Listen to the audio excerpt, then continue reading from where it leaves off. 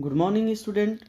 Today we will discuss about children, all about their working under various act. Student, आज हम लोग discussion करेंगे कि एक चिल्ड्रन को, बच्चे को कौन कौन से काम करने का राइट्स है, उसे किस किस एक्ट के द्वारा उसको काम करने से रोका गया है, किस एज में काम करने से रोका गया है। तो इन सारी चीज़ों को हम लोग डिस्कस करेंगे। और इसके पहले स्टूडेंट हमने आपका इसका पार्ट फर्स्ट जो है बनाकर अपलोड कर दिया वीडियो। उस वीडियो को आप पहले देखिएगा अच्छे से, फिर इस वीडियो को देखेंगे तो आपको ज़्यादा समझ में आएगा स्टूडेंट। चलिए हम लोग इस वीडियो को स्टार्ट करते हैं। स्टार्ट करने से पहले आपसे एक रिक्वेस्ट है कि अगर वीडियो आपको अच्छा लगता है और आपको समझ में आ रहा है और आपके लिए हेल्पफुल है तो आप वीडियो को प्लीज़ लाइक, सब्सक्राइब और शेयर कर दीजिएगा।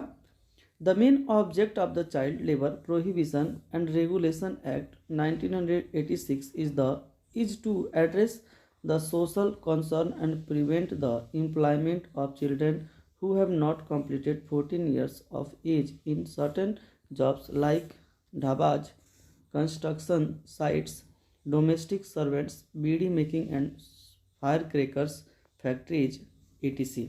स्टूडेंट यहाँ पे दिया हुआ है कि the main object of the child labour prohibition and regulation act. Student, एक एक्ट बनाया गया बच्चों को सिक्योर करने के लिए, बच्चों को प्रोटेक्ट करने के लिए, जिस एक्ट का नाम है the child labour prohibition and regulation act. कब इसको पास किए गए थे स्टूडेंट? 1986 में। और इस एक्ट का जो मेन एड्रेस टारगेट था स्टूडेंट, वो चाइल्ड लेबर को रोकना था, चाइल्ड लेबर को प्रोहिबिशन करना था। और कहाँ कब तक स्टूडेंट? 14 ईयर्स तक। मतलब कोई स्टूडेंट है या कोई बच्चा है जो 14 ईयर्स से कम का एज है उसका, तो उससे हम किसी भी तरह का कोई भी कानून कोई भी काम नहीं करा सकते हैं, क्योंकि वह उसको अभी राइट टू एजुकेशन है 14 ईयर्स तक। 6 से लेकर के हम आपको पढ़ाए हैं कि 6 to 14 ईयर्स का जो स्टूडेंट है उसको राइट टू एजुकेशन है, फंडामेंटल राइट्स। इसलिए हम उस पीरियड में इससे किसी भी तरह का कोई काम नहीं करा सकते। कहाँ पे स्टूडेंट? जैसे ढाबाज पे, कंस्ट्रक्शन साइट्स पे, डोमेस्टिक सर्वेंट्स के रूप में, बीडी मेकिंग और फायर क्रैकर फैक्ट्रीज, ये सारे फैक्ट्रीज में और बीडी मेकिंग या ढाबाज, इन सारे प्लेस पे हम उस बच्चे से वर्क नहीं ले सकते हैं स्टूडेंट। इस कानून के द्वारा इसको क्या किया गया है? रोका गया है कि अगर कोई भी आदमी जो है ना काम करवाएगा बच्चे से तो उसको इस कानून के तहत क्या मिलेगा? पनिशमेंट मिलेगा। आप ये याद कर लेना, कब तक का? तो 14 ईयर्स तक के एज के बच्चे को कोई भी काम नहीं करा सकता है। Any person who violates this and employs children below 14 years of age is punishable by a jail term of up to 3 years और फाइन अप टू 20,000। स्टूडेंट, अगर कोई भी पर्सन है, एनी पर्सन मीन कोई भी पर्सन जो है violets करता है, वायलेट्स में इस कानून को नहीं मानता है, इस कानून को अगर तोड़ता है और 14 ईयर्स से एज के कम के बच्चे को क्या करता है? वर्क कराता है या उससे जॉब करवाता है, तो वह क्या है? पनिशेबल है। उसको पनिश मिलेगा, उस पर्सन को पनिश मिलेगा। पनिशमेंट किस तरह से मिलेगा स्टूडेंट?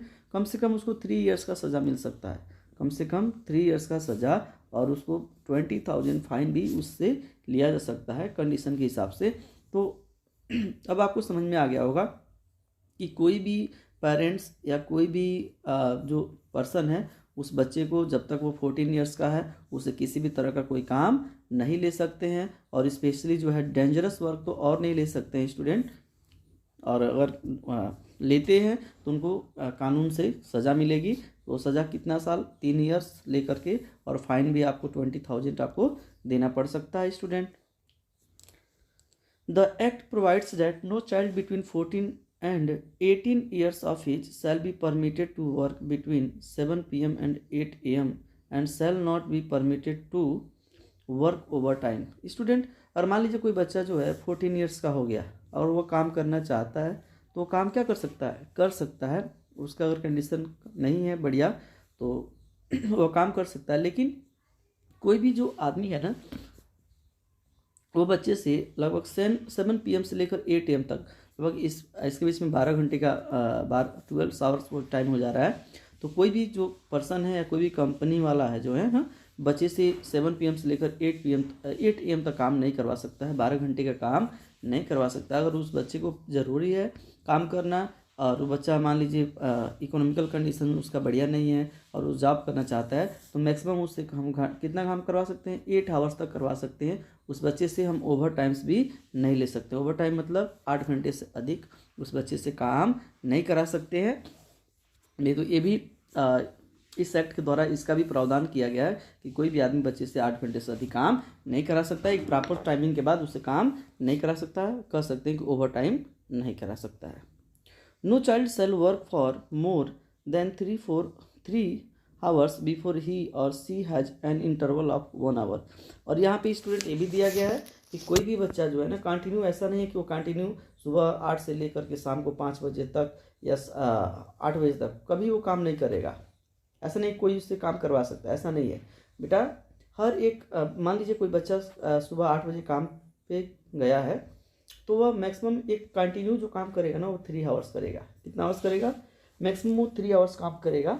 और 3 आवर्स काम के बाद उसको 1 घंटे का इंटरवल मिलेगा और 1 घंटे के इंटरवल के बाद वो फिर से क्या करेगा, अपने काम को कंटिन्यू करेगा। कोई भी आदमी उससे कंटिन्यू जो है 8 आवर्स या 8 आवर्स से अधिक काम नहीं करा सकता है। अगर कोई कराता है तो इस एक्ट के द्वारा उसको क्या मिलेगा, सजा मिलेगा, पनिशमेंट मिलेगा। He or she can not work in more than 1 establishment on any day. मतलब स्टूडेंट कह रहा कि वह किसी भी दिन, ऐसा नहीं कि आप कंटिन्यू उसे हर दिन क्या करवाएंगे, काम करवाएंगे, ऐसा भी नहीं। उसे a weekly holiday is allowed, उसे हफ्ते में एक दिन क्या करेंगे आप, हॉलीडे देंगे, छुट्टी देंगे। तो कंटिन्यू आप नहीं काम करा सकते हैं किसी भी बच्चे से, ठीक है। उसे वीकली आपको हफ्ते में एक दिन आपको उसको हॉलीडे देना पड़ेगा। कंटिन्यू से बस 3 घंटे तक काम करेगा, 3 घंटे से ज़्यादा वो काम कंटिन्यू नहीं करेगा। उसे 1 घंटे का इंटरवल चाहिए। कोई भी बच्चा जो है ओवर टाइम किसी भी बच्चे से आप नहीं ले सकते हैं। और जब तक वो 14 ईयर्स का है वह किसी भी तरह का कोई भी काम उससे आप फोर्सली नहीं करवा सकते हैं। इस एक्ट के द्वारा इतना प्रावधान किया गया है। देखिए स्टूडेंट, यहाँ पे चाइल्ड लेबर का एक पिक्चर्स दिया हुआ है। एक जो गर्ल्स है उसे काम करवाया जा रहा है ढाबा में या किसी प्लेस पे। अब स्टूडेंट हम लोग डिस्कस करेंगे safety of workers at work place.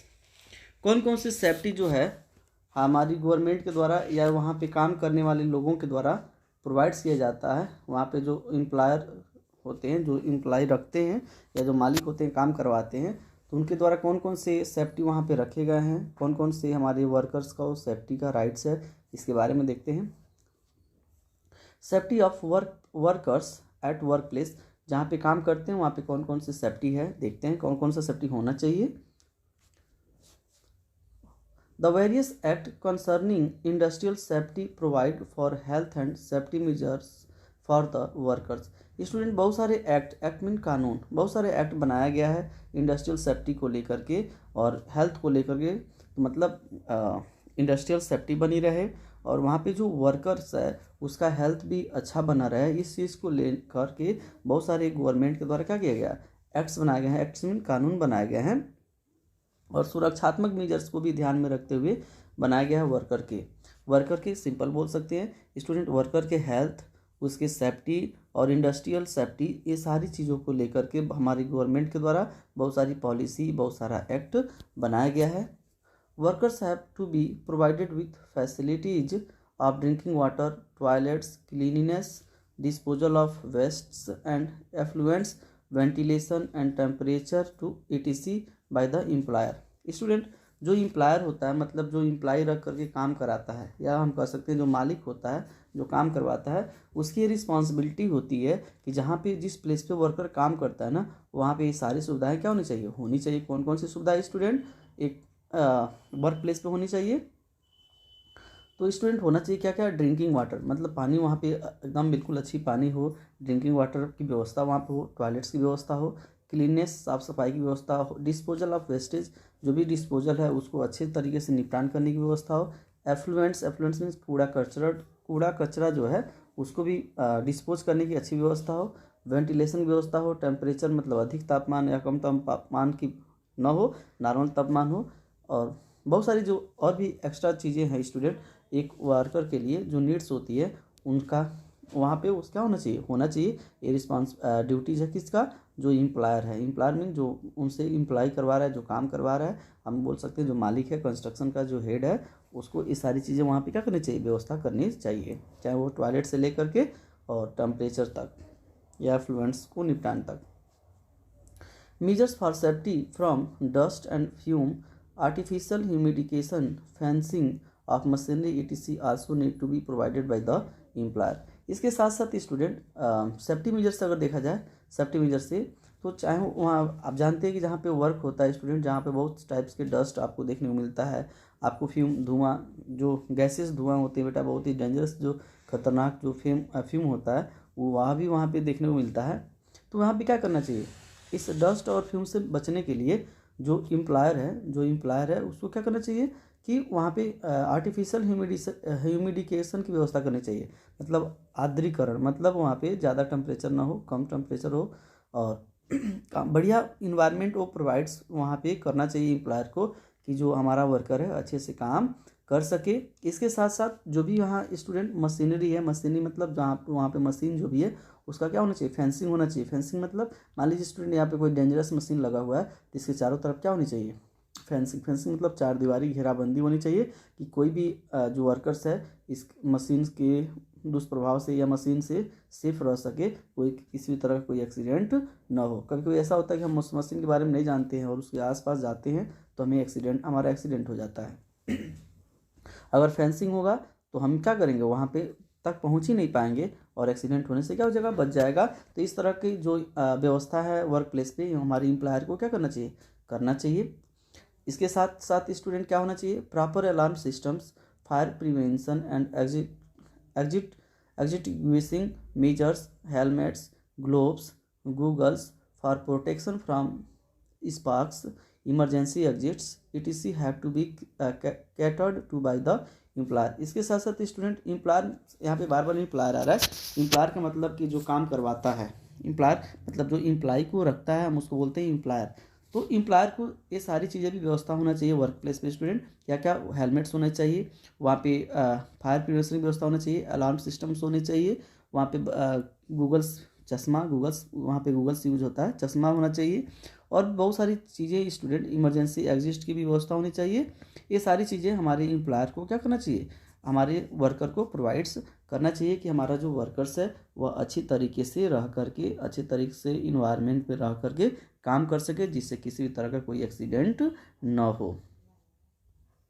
इसके साथ साथ स्टूडेंट देखिए यहाँ पे एक पिक्चर्स दिखाया गया है कि इंडस्ट्री वर्कर काम कर रहा है। अगर आप सोचिए स्टूडेंट, अगर ये ग्राइंडर चला रहा है, ग्राइंडर बोलते हैं इसको, चला रहा है, अगर ये गूगल्स नहीं पहना होता तो इसके आँख में जाएगा, और ये मान लीजिए मास्क नहीं पहना रहेगा तो फिर इसको इसके जो छोटे छोटे पार्टिकल्स होते हैं वो नाक के द्वारा शरीर में एंट्री करेगा। ये देखिए इसका ड्रेस। तो ये सारी चीज़ें किसको प्रोवाइड्स करना चाहिए, हमारे एम्प्लॉयर को, कि जो हमारा एम्प्लॉई है वो अच्छे से काम कर सके, किसी भी तरह का उसको प्रॉब्लम ना हो।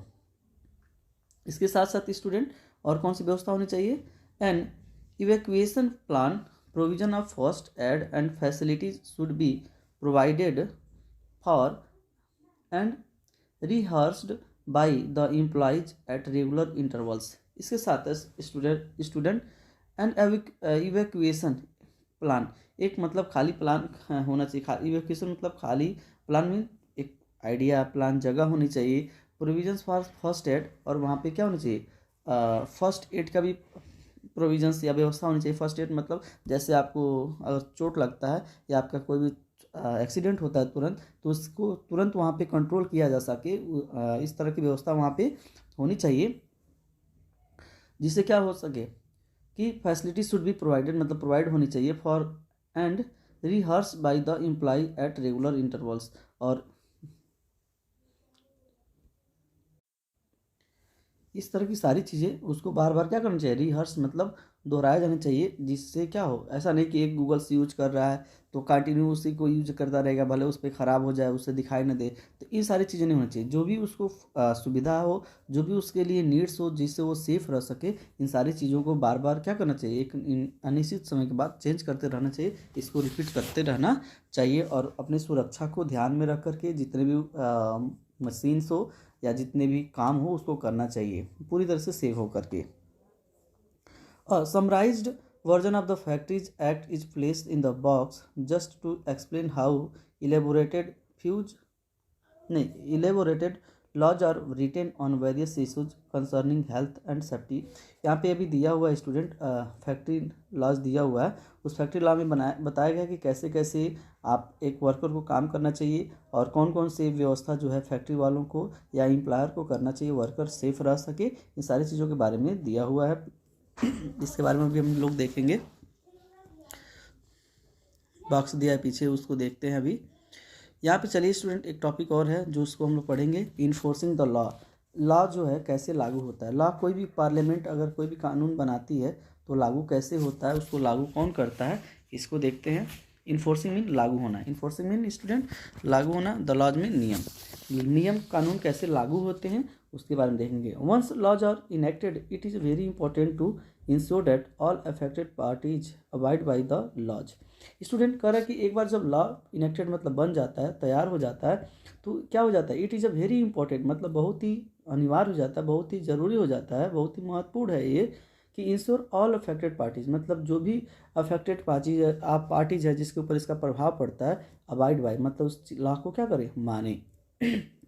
मतलब मान लीजिए स्टूडेंट हमारी पार्लियामेंट ने एक बार इस कानून को, कोई कानून है उसको बना दिया, तो ये हो गया कि जिसके ऊपर भी ये कानून लागू होगा, जिसके लिए कानून बना हुआ है, इन सभी लोगों को इस कानून का क्या करना चाहिए, पालन करना चाहिए, इस कानून को अबाइड बाय करना चाहिए, मानना चाहिए। The government has an elaborate bureaucracy and various agencies which are entrusted with the task of ensuring that all laws are being followed in letter and spirit and that violations, if any, are brought to the notice of the owners and if required fines and penalties are levied। Student करे कि जब कानून बन जाते हैं तो इसको लागू कौन करता है स्टूडेंट, इसके लिए हमारी गवर्नमेंट ने क्या रखा है, ब्यूरोक्रेसी मतलब स्टूडेंट काम करने वाले लोग, इसको बोलते हैं तानाशाही लोग, या इसको जो हमारे एडमिनिस्ट्रेशन में काम करते हैं उन सारे लोगों को हमारी गवर्नमेंट ने रखा, जैसे IAS PCS, ये सब हमारे ब्यूरोक्रेसी के अधिकारी हैं स्टूडेंट। इनके द्वारा इस कानून को लागू किया जाता है और ये इंश्योर किया जाता है ना कि इस कानून को अच्छे तरीके से क्या हो, लोगों के द्वारा फॉलोड किया जाए, बढ़िया से इसको फॉलो किया जाए। और कोई भी इसका अगर वायलेशंस करता है, मतलब इसको कोई भी जो नहीं मानता है, वायलेशंस मीन स्टूडेंट जो इसके खिलाफ जाता है, जो इसको नहीं मानता है, are brought to the notice, पहले उसको क्या किया जाए, नोटिस के अंतर्गत लाया जाए, उसको पहले नोटिस दिया जाए, उसको समझाया जाए और उसके बाद क्या किया जाए, the owners and if required fine and penalties are levied, अगर आवश्यकता पड़ता है तो उसके ऊपर फाइन भी लगाया जाएगा और उसके ऊपर बहुत सारी पेनल्टीज भी लगाई जाएगी। तो सिंपल कर सकते हैं स्टूडेंट कि कानून बनाया गया है और कानून जो है हमारे ब्यूरोक्रेसी के द्वारा लॉन्च किए जाते हैं, जो हमारी गवर्नमेंट जिसको एस्टैब्लिश की है। अगर इस कानून को स्टूडेंट कोई वायलेट करता है, कोई मानता नहीं है, तो उसको क्या किया जाएगा, पहले वार्निंग किया जाएगा, उसको पहले नोटिस भेजा जाएगा। अगर उस नोटिस के बाद भी अगर वो ज़रूरत पड़ती है तो उसके साथ हम फाइन वसूल सकते हैं, उसके ऊपर बहुत सारी पेनल्टीज क्या कर सकते हैं, लगा सकते हैं। ये सारी चीज़ें हैं जो भी कानून नहीं मानेगा स्टूडेंट। आप लोगों ने इस चीज़ को देखा भी होगा। They are also empowered to seize the license or permits of habitual or serial offenders। Student और इसके साथ साथ और कौन सी व्यवस्था है, अगर जो कानून नहीं मानता है, जो कानून को लागू नहीं करने देता है, तो क्या हो सकता है उसके साथ, दे आर आल्सो एम्पावर्ड मतलब इसकी भी व्यवस्था की गई है, इसका भी पालन किया गया है कि टू सीज द लाइसेंस, उसके लाइसेंस को क्या कर दिया जाए, सीज कर दिया जाए। स्टूडेंट किसी भी तरह का कंपनी या किसी भी तरह का बिजनेस करने के लिए आपको एक लाइसेंस लेना पड़ता है। उस लाइसेंस के द्वारा क्या कर सकते हैं, सिंपल समझो गाड़ी आपको चलाना है स्टूडेंट, तो आपके लिए एक लाइसेंस मिलता है, ड्राइविंग लाइसेंस। इसी प्रकार किसी भी तरह का कोई एक्टिविटीज़ आप करते हो ना, इकोनॉमिकल एक्टिविटीज़, तो उसके लिए आपको लाइसेंस लेने पड़ते हैं। जैसे आजकल तो GST नंबर बहुत ही फेमस हो गया है कि GST नंबर जिसके पास नहीं है तो कोई भी बिजनेस नहीं कर सकता है। तो गवर्नमेंट के पास क्या पावर है, या हमारे ब्यूरोक्रेसी के पास पावर क्या है स्टूडेंट, कि उसके लाइसेंस को क्या कर सकता है, सीज कर सकता है, सीज में समाप्त कर सकता है, बंद कर सकता है।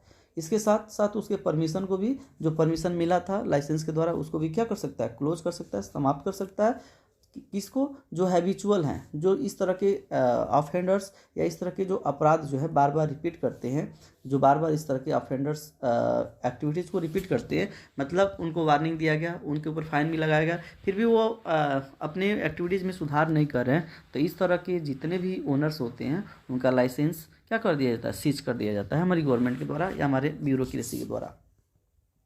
Commonly the following authorities send their representative intermittently to inspect and enforce the law। Student, अब इस कानून को कौन देखता है, कौन कानून लागू करवाता है, तो यहाँ पे दिया हुआ है कॉमनली द फॉलोइंग अथॉरिटीज, मतलब ये जो नीचे दिया हुआ अथॉरिटी वो क्या करती है, सेंड दियर रिप्रेजेंटेटिव, अपनी रिप्रेजेंटेटिव को क्या करती है, भेजती है, अपने लीडर को या अपना जिससे भी वो काम करवाती है उसको भेजती है। इंटरमिटेंटली मतलब रुक रुक करके मतलब स्टूडेंट कुछ समय, मान लीजिए आज चेक इन पे गए थे सब, तो 10 दिन बाद फिर चेक इन पर जाएंगे, 10 दिन के बाद फिर गए थे तो 1 महीना के बाद जाएंगे, तो इस तरह से इंटरमिटेंटली रुक करके वो क्या करते हैं, बार बार इसको चेक करने के लिए जाते हैं, to inspect and enforce the law, कि हमारा जो कानून है वो बढ़िया से लागू हो रहा है कि नहीं हो रहा है, इसको भी चेक करने के लिए, और जो वहाँ पे सही काम हो रहा है, वर्क हो रहा है, वो अच्छे से हो रहा है कि नहीं हो रहा है, इन सारे चीज़ों को चेक करने के लिए हमारे जाते रहते हैं कुछ अधिकारी। किसके अधिकारी जाते हैं स्टूडेंट, यहाँ पे दिया हुआ है म्यूनिसिपल इंस्पेक्शन। सबसे पहला हम देखते हैं म्यूनिसिपल इंस्पेक्शन, मतलब जो नगर पालिका या नगर निगम के जो मेंबर्स होते हैं, तो जो एरिया स्टूडेंट, ये मान लीजिए कोई एरिया है और नगर निगम के अंतर्गत आता है ना, तो इस पर पूरी तरह से कंट्रोल करने का और इस पर पॉलिसी बनाने का अधिकार उस नगर पालिका को होता है, नगर निगम को होता है, तो बार बार वो जाकर वो चेक करती है कि हमारे अकॉर्डिंग यहाँ पे काम हो रहा है कि नहीं हो रहा है। तो फर्स्ट हम देखेंगे म्यूनिसिपल इंस्पेक्शन, कौन कौन से जांच कर सकते हैं म्यूनिसिपल।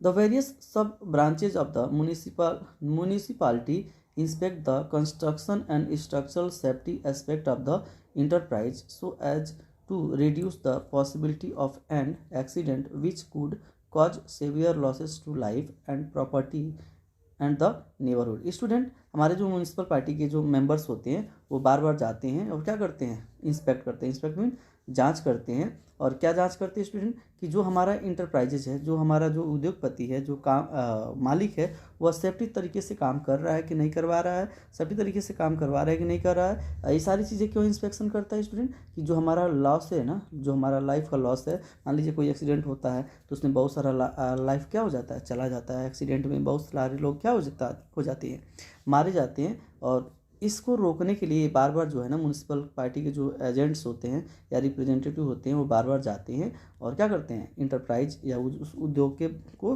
बार बार चेकिंग करते हैं, जिससे कि लाइफ का लॉस कंट्रोल हो सके, मतलब किसी भी तरह कोई एक्सीडेंट न हो, हमारी प्रॉपर्टी का कोई एक्सीडेंट न हो, और हमारे नेबरहुड या उसके हमारे जो पड़ोसी हैं उसके आसपास उसके किसी भी तरह का कोई लॉस न हो। ये सारी चीज़ चेक करने के लिए हमारी म्यूनिसिपल पार्टीज हमेशा क्या होते हैं, जाते रहते हैं।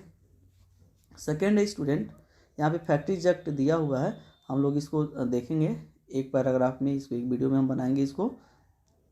सेकेंड है student fire department. Fire department के भी जो मेंबर्स होते हैं ना, जो अधिकारी होते हैं, वो भी जा करके बार बार कंपनी में चेक करते हैं कि फायर का डिपार्टमेंट से रिलेटेड कोई एक्टिविटी तो लापरवाही से नहीं की जा रही है ना, ये सारा चीज़ वहाँ पे जाके चेक करते हैं। They check the availability serviceability of fire prevention means their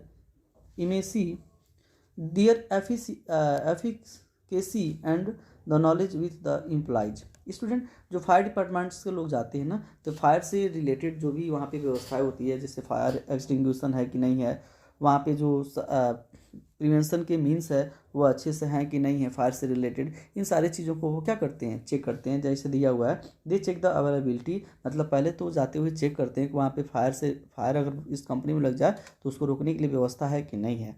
उसके बाद सर्विस एबिलिटी, मतलब अगर बाई चांस है भी तो कैसे सर्विस कर रहा है, कैसे काम कर रहा है, अच्छा है कि नहीं है, केवल दिखावे के लिए तो नहीं है, इन सारी चीज़ों को भी चेक करते हैं। इसके साथ साथ फायर प्रिवेंशन मीन्स, और भी जो फायर को कंट्रोल करने वाले मीन्स है, माध्यम है, उसको भी वो चेक करते हैं। इसके साथ दियर एफिकेसी, उसकी क्षमता चेक करते हैं कि यह कितनी तेज़ी से काम कर सकता है, उसकी क्वालिटी क्या है, उसकी कैपेसिटी क्या है, इन सारी चीज़ों को वो चेक करते हैं। इसके साथ and the knowledge with the employees, और इन सारी चीज़ों को, इस जितने भी यहाँ पे मेजर्स रखे गए हैं फायर से रिलेटेड, उसको चलाना हमारे एम्प्लॉय जानते हैं कि नहीं जानते हैं, उसको हमारे एम्प्लॉय को इन सारी चीज़ों के बारे में मालूम है कि नहीं है। ये सारी चीज़ें नॉलेज बढ़िया से वो गेन करते हैं। कौन? फायर डिपार्टमेंट वाले। They also check the availability and functionality of the emergency exit routes. और स्टूडेंट इमरजेंसी में, और मान लीजिए कंपनी है तो कोई एक्सीडेंट अगर इसमें होता है तो इमरजेंसी में कहाँ से लोग बाहर निकल सकते हैं, कैसे उनको बचाया जा सकता है, इन सारी चीज़ों को भी चेक करता है। कौन? कि वहाँ पे है कि नहीं इन सारी चीज़ों की व्यवस्था है। जैसे आप बस में बैठे होंगे तो देखते होंगे एग्जिट, इमरजेंसी एग्जिट का वहाँ पर लगा होता है। तो इस तरह से सारी चीज़ें जाती है फायर डिपार्टमेंट वाले सारी चीज़ों को चेक करते हैं। अब देखिए इन्वायरमेंट प्रोटेक्शन डिपार्टमेंट जाता है तो क्या करता है? इन्वायरमेंट मतलब जो हमारे वातावरण को से रिलेटेड है, इन्वायरमेंट से रिलेटेड है। They send their officer to ensure that all gases, fumes and effluents are treated for toxicity and their disposal system working at the establishment. Student, हमारा इन्वायरमेंट से जो भी लोग जाते हैं, जो भी ऑफिसर जाते हैं इन्वायरमेंट डिपार्टमेंट से, तो उनका मेन टारगेट ये होता है चेक करना कि वहाँ पे जो भी गैसेज निकल रहा है, जो भी वहाँ से फ्यूम्स, जो भी वहाँ से धुआं निकल रहा है, या जो भी वहाँ से एफ्लुएंट्स मीन कचरा, कूड़ा करकट जो निकल रहा है स्टूडेंट, उसको अच्छे से ट्रीटेड किया जा रहा है कि नहीं किया जा रहा है, उसकी विषाक्तता या उसकी टॉक्सिटी है उसको मिनिमाइज़ किया जा रहा है कि नहीं किया जा रहा है, उसको अच्छे से डिस्पोजल किया जा रहा है कि नहीं किया जा रहा है। इन सारी चीज़ों के बारे में जाकर के वो क्या करते हैं? चेक करते हैं। कौन? Environment protection department. एक चेक करते हैं, फिर वहाँ पे देखते हैं कि ये सारी चीज़ें वहाँ पे वेस्ट को सही से डिस्पोज करने के लिए सारी सिस्टम है कि नहीं है। तो इन सारी चीज़ों को इन्वायरमेंटल डिपार्टमेंट देखता है, क्योंकि हमारे इन्वायरमेंट के लिए क्या है? इंपॉर्टेंट है। अगर इन्वायरमेंट हमारा पॉल्यूटेड होगा स्टूडेंट तो उसका बैड इफेक्ट हमारे लाइफ पे क्या होगा? पड़ेगा। Excise and taxation. एक्साइज मतलब इस स्टूडेंट एक टैक्सेस से रिलेटेड है। एक्साइज उत्पादन शुल्क, मान लीजिए कोई कंपनी अगर बना रहा है कोई प्रोडक्ट तो उस पर टैक्स लगता है ना गवर्नमेंट का, जीएसटी टैक्स 5%, 18%, 20% आप लोग सुना होगा, तो उसको एक्साइज बोलते हैं, मतलब ड्यूटी टैक्स। और भी कई तरह के टैक्सेशन जो होते हैं उसके भी अधिकारी जा करके वहाँ पे क्या करते हैं? चेक करते हैं कि हमारा कोई टैक्स से रिलेटेड कोई चोरी तो नहीं कर रहा है कंपनी वाला, या कोई भी आदमी ओनर्स जो है वो टैक्स तो नहीं चोरी कर रहा है। इन सारी चीज़ों को जा करके चेक करते हैं। क्या चेक करते हैं student? These departments also carry out inspections in order to confirm the correct payment of taxes and duties by the entrepreneur, the revenue from which is ultimately utilized for the public facilities and the common use. Student, इसके जो भी officer जाते हैं ना तो ये check करते हैं, इंस्पेक्ट करते हैं। क्या चेक करते हैं स्टूडेंट? कि वहाँ पे जो भी टैक्सेशन से रिलेटेड जो पेमेंट हो रहा है, या जितनी भी कंपनी के ऊपर टैक्सेस लगाया गया वो सही समय से क्या कर रही है? पेमेंट कर रही है कि नहीं कर रही है, वह वहाँ पे सही तरह से अपनी ड्यूटीज़ को निभा रही है कि नहीं निभा रही है। बेटा, अगर ये ड्यूटीज़ नहीं निभाएगी ना तो फिर यहाँ से जो कलेक्शन होता है टैक्सेस का वो हमारी गवर्नमेंट के पास नहीं जाएगा, और हमारी गवर्नमेंट के पास नहीं जाएगा तो पब्लिक फैसिलिटीज़ क्या करेगी? प्रोवाइड्स नहीं कर पाएगी। उसके पास पैसा नहीं होगा गवर्नमेंट के पास, तो पब्लिक फैसिलिटीज़ कैसे प्रोवाइड करेगी? तो इन सारी चीज़ों को श्योर करने के लिए कि हर एक जो है कंपनी ओनर्स जो है समय से क्या कर दे? टैक्स गवर्नमेंट को पैड कर दे, जो भी टैक्सेस लगाया जा रहा है उसको अच्छे से पैड करे, जिससे वो गवर्नमेंट के पास टैक्स जाए, और गवर्नमेंट क्या करे? पब्लिक फैसिलिटी पब्लिक को क्या करे? प्रोवाइड्स करे। तो ये सारा चीज़ था स्टूडेंट कानून से रिलेटेड, कि कानून क्यों बनाए जाते हैं वर्क प्लेस पे काम करने के लिए, बच्चों के लिए कैसे कानून लागू होता है, और जो मेंबर्स जाते हैं डिफरेंट डिपार्टमेंट के तो कैसे काम करते हैं। इन सारी चीज़ों के बारे में हम लोगों ने इसमें डिस्कस किया है। अब हम लोग नेक्स्ट जो वीडियो होगा हमारा आएगा इस पर इंडस्ट्रियल डिजास्टर्स, जिसको मैंने आपको एक बार बता चुका हूं कि इंडस्ट्रियल डिजास्टर्स क्या होता है। इसके बारे में हम लोग नेक्स्ट वीडियो में पढ़ेंगे। फिर आपसे एक बार रिक्वेस्ट है कि अगर आपको वीडियो अच्छा लगता है, आपके लिए हेल्पफुल होता है, तो दोस्तों इसको आप लाइक करो, शेयर करो, सब्सक्राइब करो, और वीडियो देखने के लिए आपको धन्यवाद।